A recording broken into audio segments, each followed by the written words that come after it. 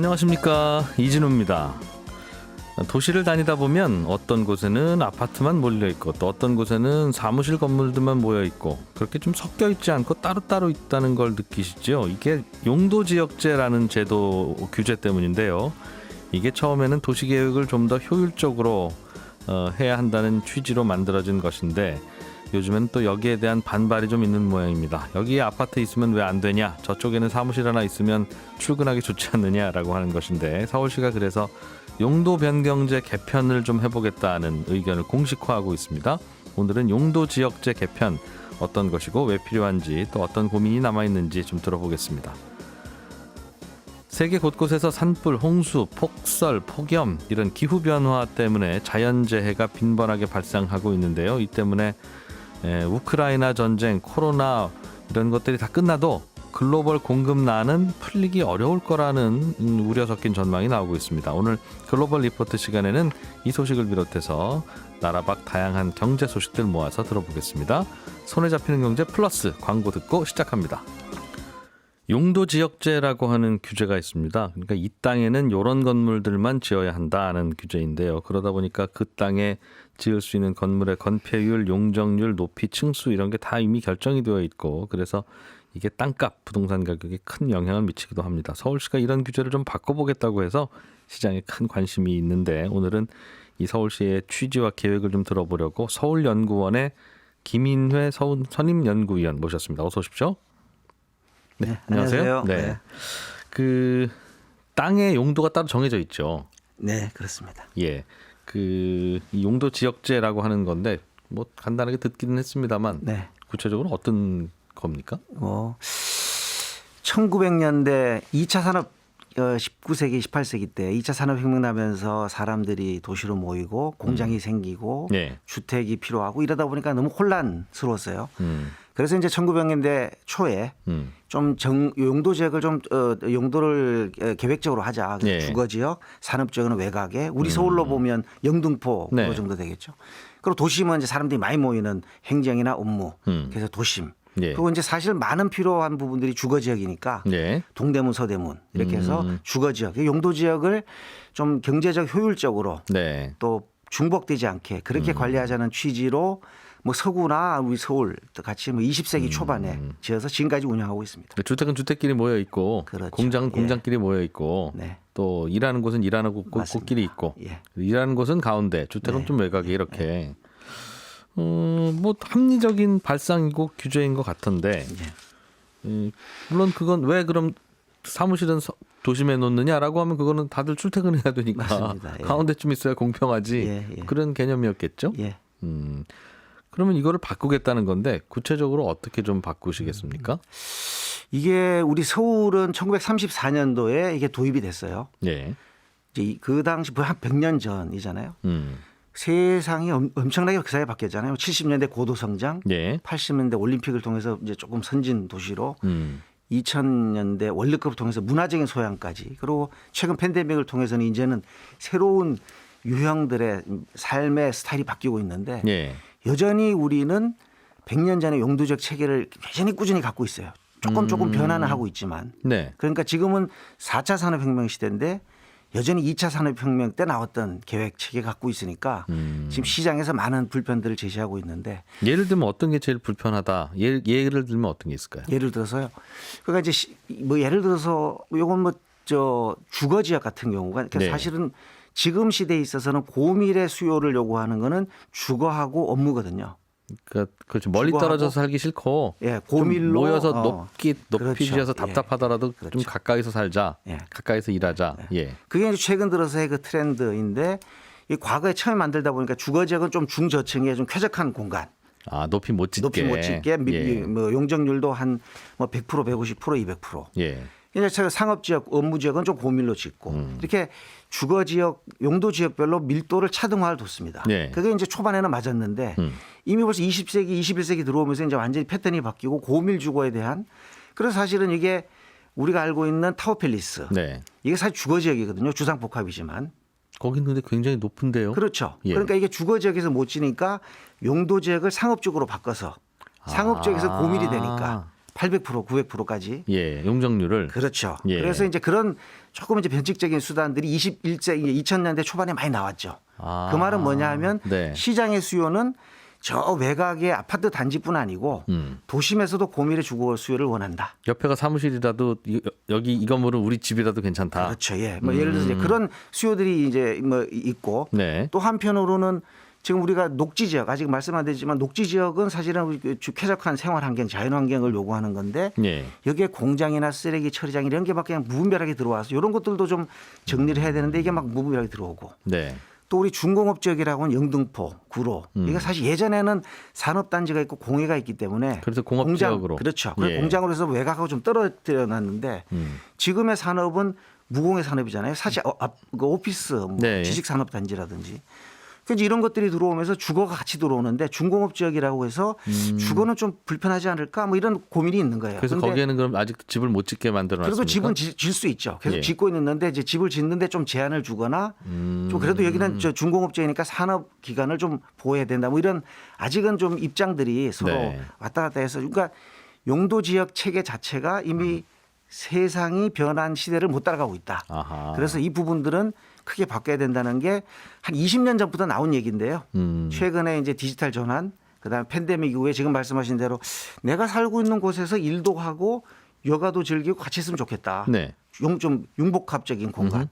이게 용도적 체계하고 맞지 않잖아요. 그래서 그런 것들을 서울시가 이제 바꿔보겠다. 봐서 과감하게 이번에는 선언을 한 거죠. 용도적 체계를 변경이라든지 그런 그 과정들을 유연하고 투명하고 좀 장벽을 낮춰서 네. 시민 생활에 편안하게 또는 경쟁력을 강화할 수 있도록 바꾸자는 취지로 선언한 것이 아주 큰 의미가 있는 것이죠.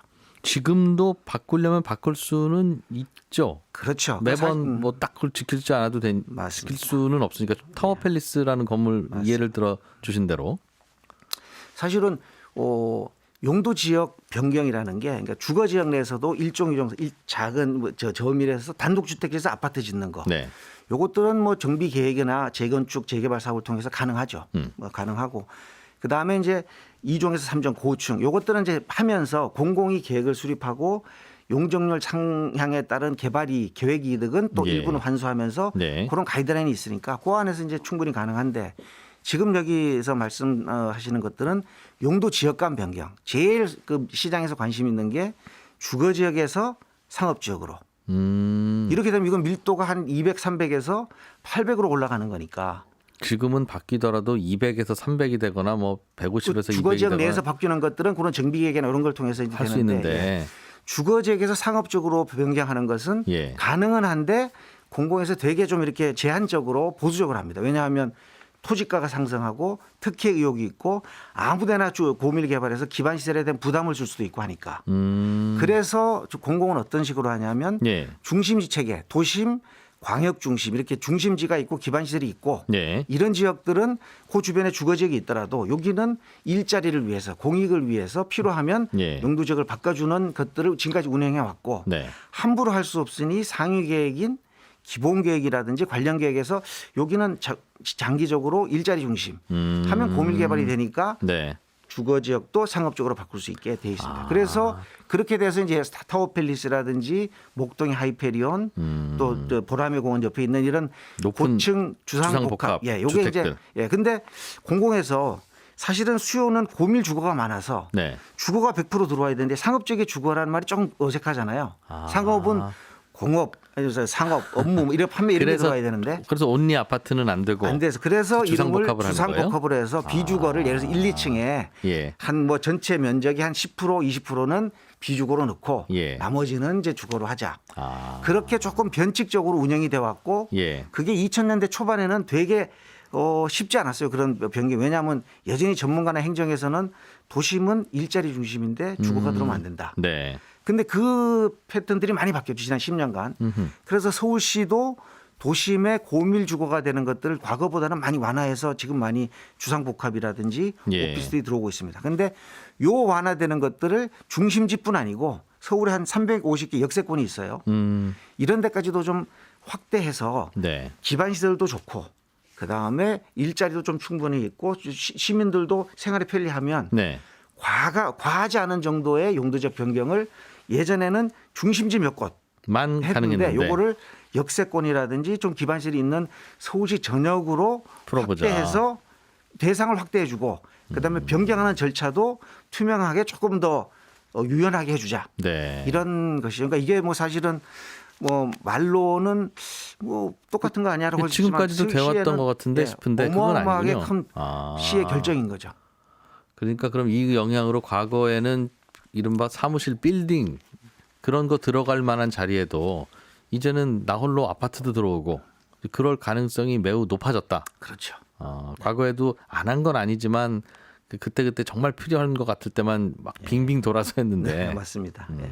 이제 좀 문을 열어놓고 긍정적으로 해보겠다는 거군요. 예, 얼핏 들으니까 서울의 홍대 근처에 있는 그 이제 놀러 가기 좋은 그런 동네들이 지역으로 보면 주거 지역으로 여전히 되어 있었다고 하더군요. 요거가 이제 이 홍대 같은 경우는 이슈가 한 2개 정도 있는데 네.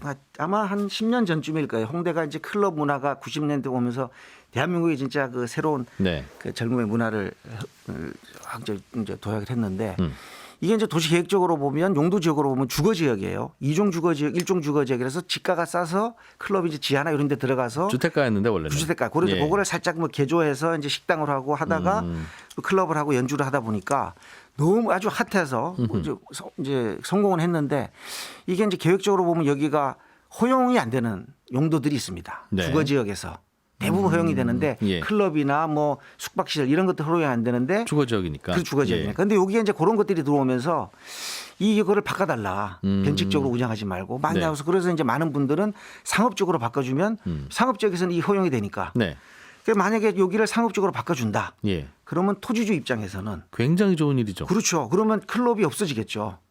아, 털고 오히려 주상복합이나 새로운 개발을 하게 되니까 높이 지을 수 예, 빽빽하게 이렇게 지을 수 되니까 있으니까. 토지주는 좋을 수 있는데 우리나라의 대표적인 홍대의 그 정체성이 있는 다양한 그 클럽들. 근데 클럽만 살리려고 상업적으로 바꿔주면 거기에 살고 있는 주거 지역이라든지 다른 소규모 상점들의 상권들은 한꺼번에 무너지게 되는 거잖아요. 그래서 용도 지역을 바꾸는 건 그렇게 쉽지 않다. 그러니까 그런 것들을 그러니까 예를 들어서 그런 부분들 뽀드락지 하나 고치려고 종합병원에 가는 게 아니고 뽀드락지로 좀 그 용도라든지 그것만 조정하면 되잖아요. 그것도 되는 모양이죠. 그것도 이제 좀 조정, 그건 건축법이라든지 법을 좀 바꿔야 되는데 그렇고 그다음에 홍대 이제 역세권 주변, 이제 홍대 같은 경우는 중심지가 아닌데 워낙 많은 뭐 창조 산업이라든지 뭐 기업들이 들어와서 여기는 중심지가 아니지만 역세권 주변은 고밀 개발해서 지금 현재는 홍대가 이제 거의 뭐 중심성을 가져와서 개발할 수 있도록 그렇게 많이 변경이 된 건 지금까지도 이제 되어 왔는데 이런 부분들을 좀 더 완화하고 확대하겠다는 것입니다. 내부적으로 그런 거 바꾸기가 좀 더 쉬워질 것이다. 그렇죠. 그런 얘기죠. 그러면 궁금한 게 있습니다. 지금 이미 높은 용적률을 받고 있는 고밀도를 받고 있는 사무실 건물 올라가 있는 상업 지역에 거기에 아파트 짓는 거는 뭐 그렇게 지으면 되는 거예요. 다시 짓는 김에 아파트를 지어 올리면 되니까. 같이 아파트. 뭐 겉으로 봐서는 잘 모르잖아요. 그렇죠. 사실 큰 차이도 없어 보이고 그건 뭐 그럴 것 같은데.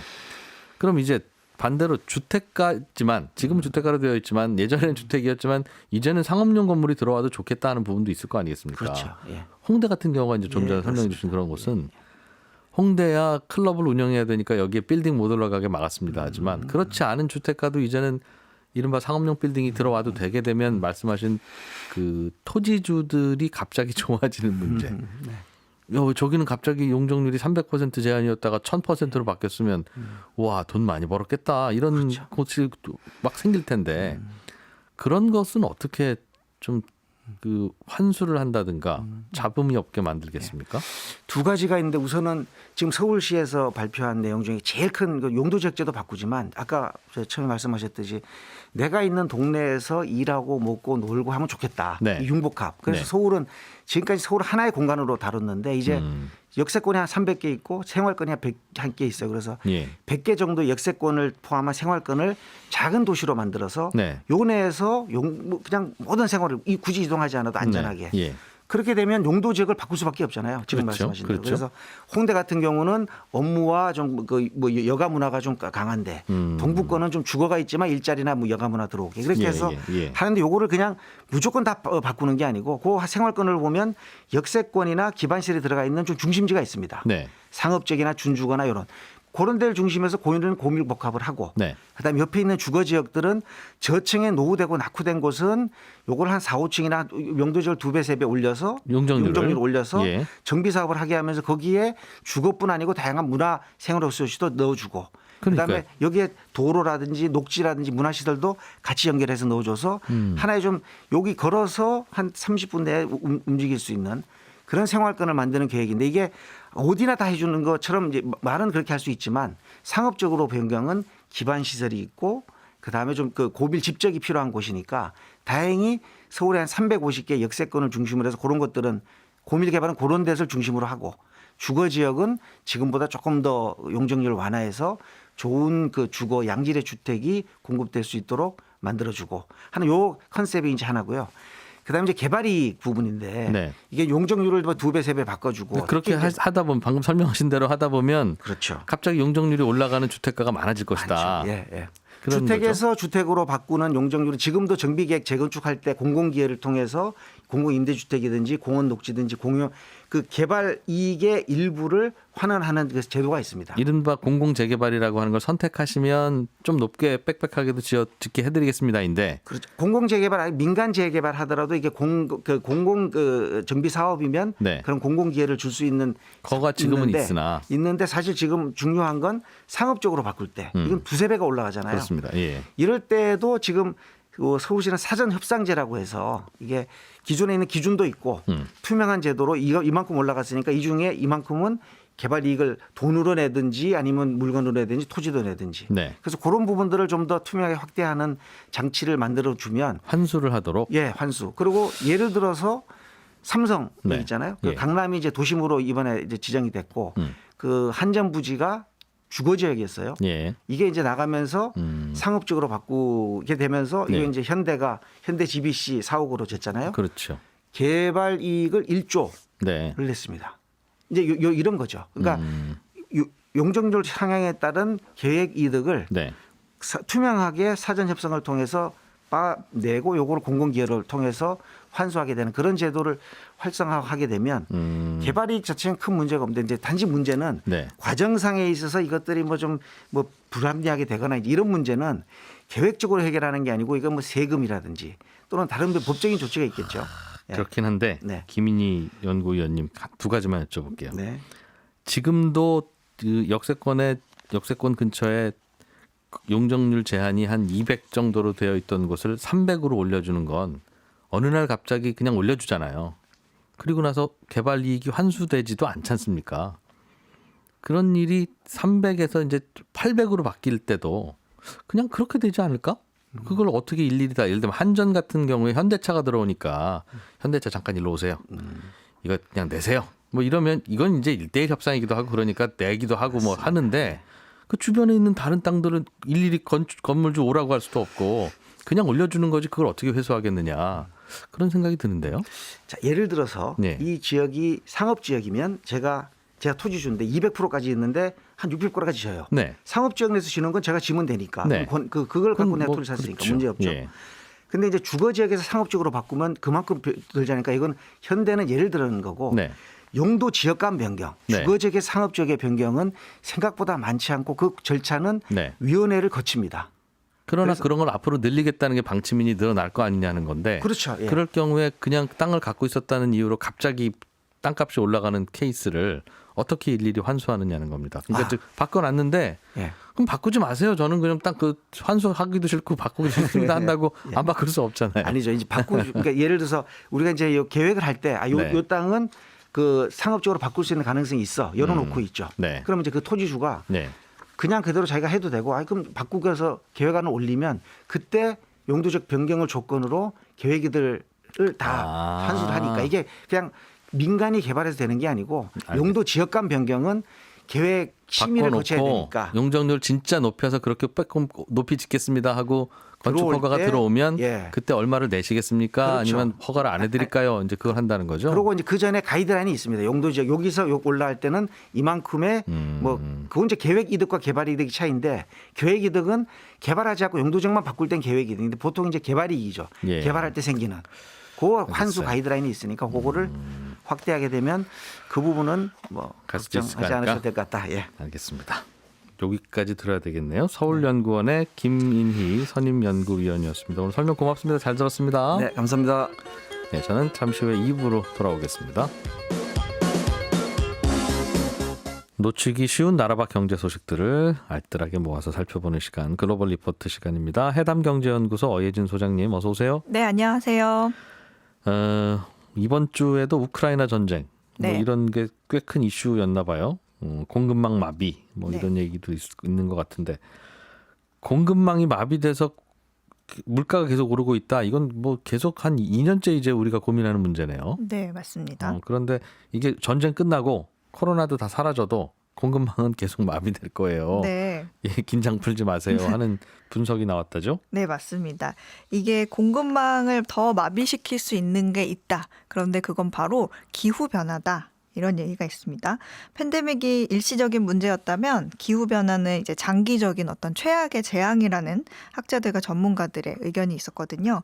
기후변화가 그 공급망에 미치는 영향은 이미 감지가 되고 있어서 더 무서워요. 최근 이런 내용들을 몇몇 외신들이 집중 조명을 하고 있어서 좀 소개해드리려고 가져왔습니다. 근데 기후변화는 어제 오늘 일은 아니잖아요. 어제 오늘 일은 아닌데 앞으로 점점 더 심해질 거기 때문에 장기적으로 지속될 거기 때문에 대책이 필요하다. 이런 내용들이었거든요.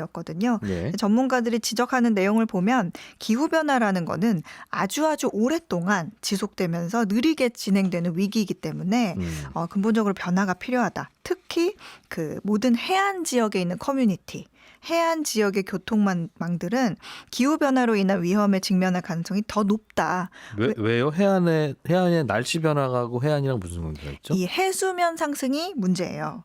이게 뭐 들으신 적이 있겠지만 그 허리케인하고 기후 변화의 연관성이 점점 더 뚜렷해지고 있거든요. 예. 지구가 더 따뜻해지고 해수면이 상승할수록 점점 더 강력하고 더 많은 비를 뿌리는 허리케인을 겪을 수 있다는 기후 분석이 있어요. 네. 그러니까 뭐 산불도, 홍수도, 폭설, 폭염도 이 기후 변화로 빈번하게 이제 산발적으로 일어난 사례가 늘고 있고요. 네. 그래서 홍수, 뭐 산사태 이런 거 나기 자주 나니까 네, 그것 때문에 트럭 못 가요, 그것 때문에 배 못 떠요 하는 일들이 많아질 거다. 그렇죠. 진짜 갑자기? 그래도 갑자기?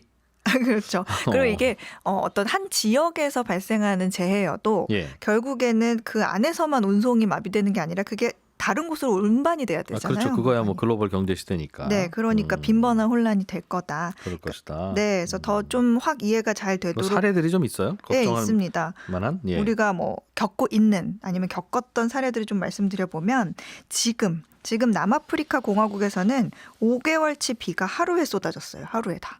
그래서 홍수와 산사태가 발생해서 각종 피해가 발생하고 있거든요. 예. 근데 이 아프리카 남쪽 남단에서 가장 중요한 항구인 더반 항구가 있는데 여기가 일부 운영을 중단했고 또 항구로 가는 고속도로가 끊기거나 네. 아니면 항구 근처에 이제 컨테이너들 막 쌓아놓잖아요. 근데 이게 홍수로 수백 개 컨테이너들이 다 휩쓸려 갔어요. 예. 뭐 이런 경우엔 공급망 문제 당연히 발생할 거고요.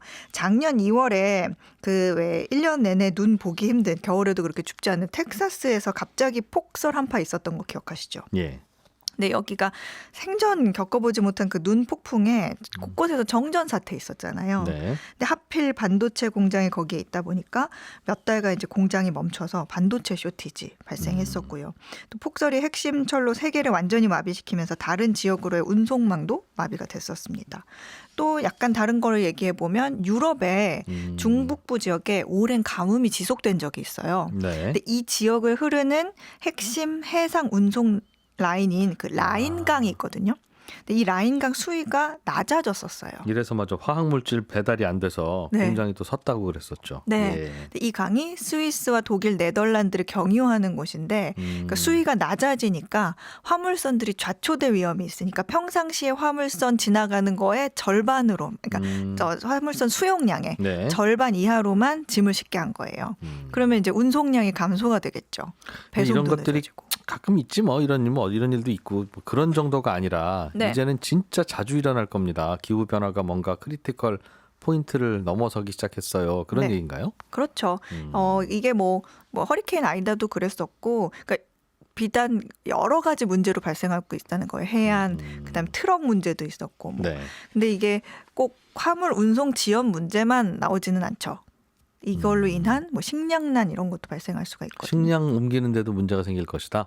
이게 기후 변화에 사실 가장 예민한 게 농업이잖아요. 예. 그러니까 대부분의 작물들이 이제 극한의 기후에 내성이 적겠죠.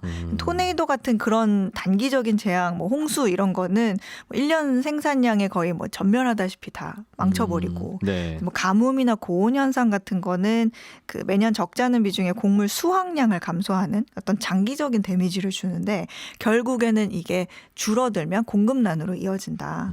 그리고 또 소비자의 입장도 생각해 봐야겠는데 공장 가동 뭐 차질로 인한 제한적인 공급난이든 아니면 작물 수확량 감소로 인한 공급난이든 결국에는 소비자는 상승된 가격을 지불해야 된다. 네, 가뭄이나 뭐 극한의 고온 현상 같은 장기적인 재앙은 결국에는 좀 느리지만 꾸준하게 가격 상승을 야기할 수 있거든요. 그래서 네, 뭐 근데 더 최악의 시나리오는 가격이 오르는 것보다 물건이 없는 거죠. 부족하겠죠, 많이 당연히. 네. 그래서 이게 기후 변화가 온다고 해서 1년 동안 내리는 비의 양이 뭐 특별하게 더 늘어나는 거는 아닌데 네.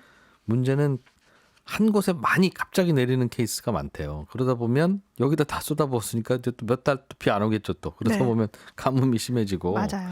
그런 일이 벌어진다고. 문제는 이렇게 되면 가격이 올라갈 텐데 네. 이게 부족해진 식량을 인류가 나눠 먹는 방법은 그냥 각자 조금씩 좀 줄여서 먹는 방법도 있고 그게 제일 인간적이고 인도적인 것 같지만 그렇지도 못하죠. 우리는 그러면 가격이 오르면 돈 있는 사람부터 이제 사 먹잖아요. 그러니까 위에서는 별로 안 줄이고 네. 저소득 쪽에서는 아예 못 먹고 이런 일이 벌어지겠군요. 네. 기아 문제 더 생기겠어요 있죠. 그런 게. 네. 그래서 걱정이다. 기후 변화가 또 다음에 우리에게 도전해 오는 과제가 될 것이다. 네. 알겠습니다. 좀 다른 얘기 하나 해보죠. 요즘 러시아와 우크라이나가 왜 싸우냐. 이제 요즘 들어서 갑자기 관심이 생겨서 좀 이런저런 걸 읽어보면 나토라고 하는 북대서양 방위조약이라는 그런 유럽 국가들의 어떤 연맹이 있는데 네. 이게 자꾸 러시아 쪽으로 자꾸 다가오면서 러시아 국경을 마주하는 나라들도 자꾸 가입하고 그러는 바람에 러시아가 그 위기감 내지는 분노 이런 걸 느꼈다고 해석하는 분도 있더군요. 네, 그렇죠. 근데 이제 최근에 핀란드하고 스웨덴도 아무래도 우리도 가입해야 되겠어요 이런다면서요? 맞아요. 이 네. 우크라이나 침공된 거를 본 두 국가가 이거 전반적으로 안보 지형이 좀 바뀔 것 같은데 이거 우리 괜히 중립국 포지션 지키다가 우크라이나처럼 공격 당하는 거 아니야? 이런 네. 위기감이 생기면서 나토 가입을 지금 검토를 하고 있습니다. 나토 하면 그 유럽 내에서 방위 문제가 주로 거론되고 기사에도 보면은 유럽 지도만 주로 보이니까 이들끼리만 가입된 기구로 생각할 수 있는데 나토는 1949년에 미국과 캐나다, 영국, 프랑스 등 12개 국가가 처음으로 결성한 군사 동맹입니다. 말 그대로 이제 북대서양 조약 기구인데 네. 애초에 출범 목적은 러시아의 유럽 확장을 견제하기 위함이고요. 네. 뭐 정치적이나 군사적 수단을 통해서 회원국들을 보호하는 임무를 수행하는 곳이고 이 클럽 멤버가 되면 어떻게 합니까? 뭐가 좋습니까? 공격을 받으면 지원을 해요. 나토 예를 들면 회원국들끼리. 10개 회원국이면 10개 회원국 중에 누가 공격을 받아도 네. 나머지 9개 나라가 반드시 참전. 네, 너 우리 멤버 때렸어? 하고 우르르 하는 거죠. 그런 식으로. 네. 그래서 이것 때문에 그 옛 구소련이 그 나토가 생기고 나서 몇 년 지난 뒤에 그 동유럽의 공산주의 국가 군사 동맹인 바르샤바 조약 기구를 만들어서 나토에 대응한 적이 있어요. 네. 근데 이제 소련이 붕괴된 뒤에 이 바르샤바 조약 기구 회원국 중에 상당수가 나토 회원국이 됐죠. 그래서 지금 이번에 우리 가입할래 하는 핀란드와 스웨덴은 그동안은 가입 안 했던 겁니까? 네, 가입 안 했어요. 이게 핀란드 같은 경우에는 2차 세계대전 이후에 냉전 시대에 도래하면서 군사적으로 좀 비동맹 상태를 유지했었습니다. 그러니까 어느 쪽에도 서지 않는 동서양의 좀 중립적인 완충 지대를 유지했는데 네. 그래서 러시아와는 좀 실용주의적인 정치, 뭐 경제적인 유대 관계를 계속 유지를 해왔어요. 핀란드가 러시아하고 국경이 다 있죠. 붙어 있죠, 네. 노르웨이, 스웨덴, 핀란드 중에 제일 오른쪽에 있는 게 핀란드죠. 네, 맞습니다. 네. 그리고 스웨덴은 그 나폴레옹 전쟁 이후에 200년 넘게 군사 동맹에 가입하거나 전쟁 참전을 피해온 국가예요. 근데 그렇다고 두 국가 모두 나토 아예 연을 끊고 지내온 건 아니고 나토에는 회원국 외에도 비회원국과의 협력 관계가 있거든요. 카테고리가 또 있어요. 네. 그래서 스웨덴은 평화를 위한 동반자국 핀란드는 지중해 대화 국가 이런 식으로 구분해서 협력을 해왔습니다. 그런데 이번에 가입을 추진하게 된 결정적 계기는 앞서도 말씀드렸지만 러시아의 우크라이나 침공, 그러니까 위협을 느끼니까 우크라이나를 보니까 나토 회원국이 아니면 혼자 싸우게 되는 모양이 된 거죠. 지원을 진짜 안 하는구나. 네, 나토 회원국 아니라는 이유로. 네, 저렇게 혼자 싸워야 되는구나 하고 느끼면서 마음을 바꾼 거예요. 근데 사실 핀란드와 스웨덴은 이미 유럽연합 회원국이기 때문에 네. 회원국이 군사적으로 공격을 받으면 다른 회원국들이 의무적으로 도움을 줄 수 있거든요.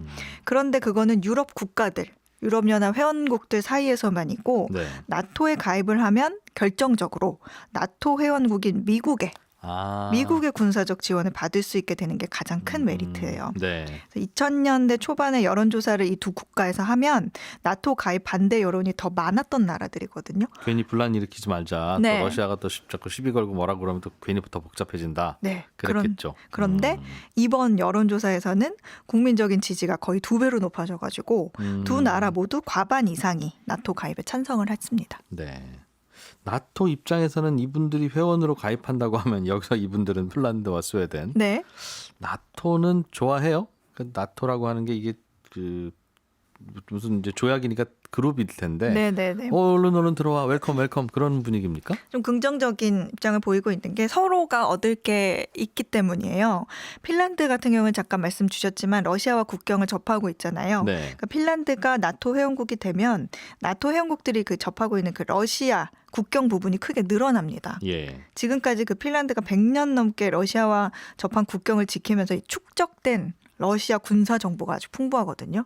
그러니까 그 경험. 네, 국경 너머에 저 러시아 군들이 어떻게 생활을 하는지 어떻게 네. 하고 있는지 예. 그런 정보를 나토 회원국들과 공유할 수 있게 되고 그리고 이제 핀란드가 우리나라랑 좀 비슷해요. 네. 핀란드 남성의 약 4분의 3이 군복무를 하는데 이 군복무를 마치면 우리처럼 예비군이 됩니다. 네. 그래서 전쟁 시에 바로 투입될 수 있는 병력이 되는 나토 거고. 입장에서 봐도 핀란드가 들어오면 나토 전체의 힘이 강해진다. 네. 그리고 뭐 스웨덴은 뭐 아시겠지만 바이킹의 후예들이잖아요. 에이, 그렇게 따지면 우리 해군도 거북선의 후예들이죠. 하여튼 스웨덴은 발트해에서 해군의 강점이 좀 있습니다. 그래도 그래서 이걸 그래서? 강점을 가져다 줄 걸로 보이기 때문에 규모가 또 해군 규모가 커서요. 좀 힘을 실어줄 수 있을 거다. 핀란드, 스웨덴은 보호받으려고 들어가는 건데 네. 받아주는 나토 입장에서는 저분들도 싸움 잘하니까 우리한테 도움이 되겠는 걸 그런 생각이라는 거예요. 네. 그리고 또 결정적인 게 있어요. 예. 이걸 기사를 여러 가지 보다 보니까 발트해 양쪽을 둘러싸고 있는 그 핀란드와 스웨덴 네. 두 국가가 나토 회원국이 되면 발트해 아래에 위치한 이 칼라닌그라드라는 곳이 있습니다. 근데 러시아와 이게 육로로 연결이 안 된 저만치 떨어져 있는 러시아 땅이에요. 칼라닌그라드가 네, 이게 정확하게 폴란드랑 리투아니아 사이에 껴 있거든요. 발트해라고 하는 게 이게 핀란드, 스웨덴의 남쪽 바다. 네. 러시아 입장에서 보면 살짝 서쪽 바다. 맞습니다. 독일, 덴마크 이쪽에서 보면 북쪽 바다. 그렇죠. 거기죠. 네. 예. 그래서 이제 여기가 발트 사이에 두고 스웨덴과 마주보는 위치에 있어요. 칼라닌그라드가. 그래서 원래는 여기 독일 땅이었다가 2차 대전 후에 소련에 편입됐다가 네. 소련 해체와 함께 러시아 본토가 이렇게 좀 떨어지게 된 거예요. 그래서 러시아 연방에서 가장 중무장한 지역이자 그 유럽에서 군사 기반 시설이 가장 밀집해 있는 지역이기도 해요. 네. 그래서 러시아 함대 사령부 역할도 하고 있거든요. 그런데 이제 스웨덴과 핀란드가 나토 회원국이 되면 칼라닌그라드를 포위하는 그 그림이 돼요. 여기가 이제 러시아에서 혼자 있는 우리나라로 치면 독도 같은 네. 이제 그런 곳인데 네. 군사적 요충지여서 러시아군이 많이 있는데 네. 핀란드와 스웨덴마저 나토에 들어오면 완전히 포위되는 느낌이 된다. 지도상으로 거기가. 네, 그래서 러시아한테 상당한 압박이 될 수 있죠. 그렇군요. 네. 가입을 하고 싶을 것 같긴 한데 이게 우크라이나도 거기에 가입합니다. 뭐 이런 얘기 좀 하다가 러시아가 선제 공격을 한 것이라 네. 똑같은 논리라면 핀란드와 스웨덴도 가입하려고 하면 같은 논리라면 선제 공격을 해야 되잖아요, 러시아가. 네. 야, 그럼 전쟁 커질 수도 있는데. 위협을 하고 있죠. 그래서 러시아가. 일각에서는 그러지 말지 뭐 이런 반응을 보이는 분도 있겠어요. 네, 오히려 그게 위험을 초래하는 일이라고. 맞습니다. 그런 의견도 있습니다. 자, 다른 얘기 좀 들어보죠. 스리랑카, 짐바브웨 요즘 경제난이 심각하다고 하는데 이분들 죄송하긴 하지만 여기는 원래 좀 어려운 나라 아닙니까? 원래 이런 얘기 자주 들리던데 요즘은 더 심각해요? 네, 그렇긴 한데 요즘 특히 더 문제가 되고 있습니다. 러시아와 우크라이나 전쟁으로 피해를 가장 크게 입은 나라는 사실 우크라이나죠. 네. 근데 그 다음은 아무래도 스리랑카 같아요. 스리랑카는 그 관광 사업으로 주로 먹고 사는데 스리랑카를 방문하는 해외 관광객 중에 제일 많은 나라가 1등이 러시아, 3등이 우크라이나거든요. 그래요? 공교롭네요, 굉장히. 네. 그리고 코로나 때문에 그 관광 다 망쳤고 예. 우크라이나 전쟁 때문에 또 망치고 그러다가 이번 주에 국가 부도가 발생을 했습니다. 스리랑카. 네. 예. 짐바브웨도 경제가 어렵고 그러다 보니까 일단 돈을 찍어서 쓰니까 예. 짐바브웨 화폐 가치가 하락하고 있어요. 근데 돈 가치가 떨어지면 어떻게 돼요? 물가가 오르고 또 그걸 막기 위해서는 금리를 올리는 이런 악순환이 발생을 하는데 예. 요즘 짐바브웨가 그래서 최근에 기준금리를 80%로 올렸어요. 그래서 세계에서 금리가 제일 비싼 나라가 됐습니다. 야. 네, 짐바브웨는 그리고 하이퍼 인플레이션으로도 유명한데 네. 2008년에 한 달간 오른 물가가 놀라지 마세요. 230만 배. 네. 하루에 한 이제 달에 230만 배가 올랐다고요? 네. 그러니까 하루에 물가가 2배씩 오르는 현상이 지금 21세기에 나타나고 있는 나라입니다. 2008년에. 네. 그런데 이제 요즘에도 계속 경제난에 시달리고 있죠. 짐바브웨. 네. 스리랑카는 뉴스 보니까 국가 비상사태가 선언되고 뭐 장관들 다 사임하고 좀 막 그렇던데요. 네, 장관들 전원 사퇴하고 중앙은행장도 사퇴했어요. 근데 이게 민심 수습 위해서 사퇴를 하는 건데 수습 잘 안 되고 있고 외국인들은 불안하니까 빠져나가고 그러면서 또 환율은 오르고 자국 돈 가치 하락하니까 예. 안 그래도 가격이 올라서 사기 어렵던 식량을 더 사기 어려워지는 악순환이 발생합니다. 그래서 결국 국가 부도가 발생하고 지금 IMF에 구제금융 요청하게 된 거죠. 원래 경제적으로 어렵던 나라들이지만 러시아 사태로 어려움이 더 가중이 됐고 예. 원래 어렵던 나라들이라 약간 상황 악화에도 국민들이 좀 생존을 위협받는 상황이 된 겁니다. 그렇군요. 네, 스리랑카도 정부가 그 달러가 없어서 석유를 못 사오게 되니까 이게 시작이었군요. 네, 발전소 못 돌리고 전국에 전기 끊기는 일이 발생하고 종이도 부족해서 신문 발행 중단되고 학생들이 그래서 시험도 연기됐어요. 학생들 시험은 왜 연기됐어요? 종이가 부족해서. 시험지 못 찍으니까. 네. 진짜 어려운 나라들은 이제 뭐 아예 생필품이 없군요. 네. 우리나라는 그래도 소득이 되니까 비싸진 거라도 사오니까 이게 괜찮은. 네. 스리랑카. 이게 문제가 좀 해결돼야지 안 그러면 이렇게 가장 어려운 나라들부터 하나씩 완전히 그 문제가 심각해지는 상황이 오니까 네. 걱정이네요. 예, 알겠습니다. 나라밖 경제 소식, 재미있는 소식도 있고 좀 우울한 소식도 있고 그랬네요. 해담경제연구소 어예진 소장과 함께했습니다. 고맙습니다. 감사합니다. 네, 금요일 방송도 여기서 마무리하겠습니다. 저는 월요일 아침에 8시 30분에 손에 잡히는 경제에서 인사드릴 거고요. 7시 5분, 일요일 아침 7시 5분에 하는 주간 하이라이트도 많이 들어주십시오. 이진우였습니다. 고맙습니다.